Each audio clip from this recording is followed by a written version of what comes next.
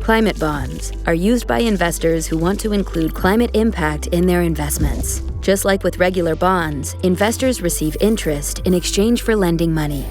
But with climate bonds, the money lent is used to invest in climate change mitigation or adaptation activities. Well, in terms of the sovereign and government level, and there's a subnational, of course, as part of this, you've got green bonds, where proceeds are going towards climate action of some sort. You've also got cousins of those, resilience bonds, where proceeds are going towards preparing for crisis like water scarcity, or social bonds, which go to address issues which will improve the resilience of a society in the context of the kinds of climate impacts that are coming through. There's other streams like this, blue bonds, sustainability bonds, sustainability-linked bonds even. It's becoming fractally complex. The whole common idea here is bonds with intentionality. Climate bonds often attract much greater investor interest than traditional bonds.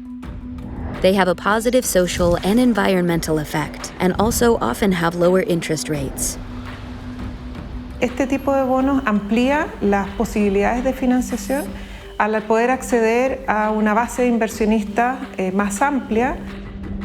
Lo que se ha logrado es tener lo que se llama un greening, que es un premio sobre lo que es la tasa emitida, y por lo tanto es una tasa con aproximadamente, en nuestro caso, 5 puntos base más baja de lo que es una tasa para un bono que sería plain vanilla o un bono convencional.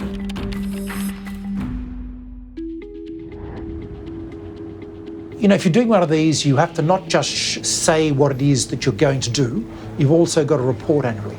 That requires you to have your internal systems in place, which can be verified, need to be verified by an external party to show that you're properly tracking and that the money is actually being expended in the way you promised. Now that's a challenge, because in many emerging markets, the team, the skills and so on are scarce.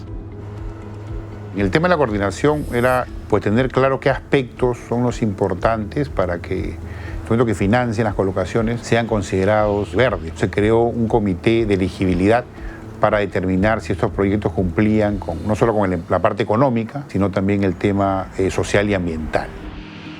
Además requiere de coordinación a nivel global, el poder trabajar con bancos y llegar a inversionistas que entiendan este tipo de instrumentos. Entonces ahí también hay un tema de retroalimentación, de cómo este instrumento aporta a lo que es el ecosistema de instrumentos financieros ESG, pero también cómo nosotros nos retroalimentamos de esa experiencia. In terms of lessons learned, the key thing is get your program organised up front. The second thing is really do a thorough look at your portfolio of expenditures or assets to identify what's involved. Let's call it green tagging across your portfolio. If you can identify up front, it just makes it a lot easier to make sure you do the bond and do more of them when they're successful. They're the key lessons.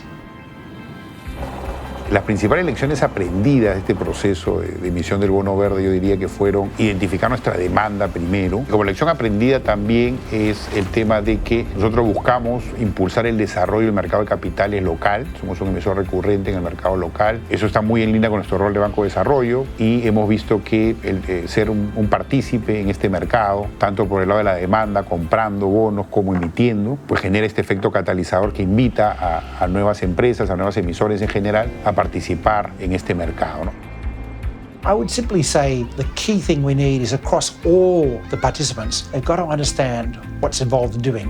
They've got to understand what is consistent of meeting our climate goals. You can't do weak stuff here. It just ruins your reputation and it won't sell on the market.